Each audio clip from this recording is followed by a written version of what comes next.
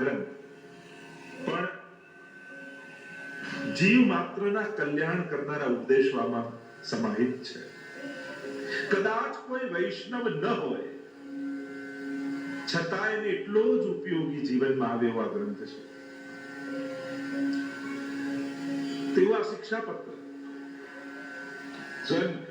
એમ કહેવાય છે કે શ્રીમદ રાજચંદ્ર કે જેમની પાસે ગાંધીજી શિક્ષણ લેવા જતા, ઉપદેશ ગ્રહણ કરવા જતા, એમને જ્યારે કોઈ શિષ્ય આવીને પૂછ્યું કે શિષ્ય જીવનની સાર્થકતા સિદ્ધ થાય એવું કોઈ એક ગ્રંથ મને બતાવો કે જેનાથી મારું આ ભક્ત જીવન સફળ થઈ જાય, ત્યારે એમના વચનામૃતોમાં આવે છે કે એમણે શિષ્યને કહ્યું હતું કે તું હરિરાય મહાપ્રભુજીનો શિક્ષાપત્ર ગ્રંથ વાંચ. કેવળ એના આશ્રય માત્રથી તારું ભક્ત જીવન સફળ થઈ જશે.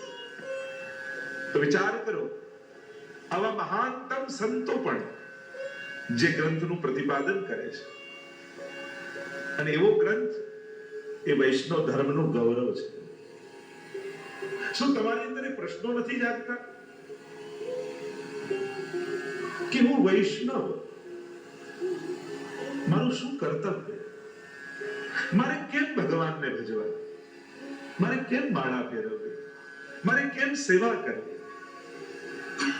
મારું દિલ ચોખ્ખું છે, હું કોઈને દિલ દુભાવતો નથી, તોય મારે ભક્તિ કરવાની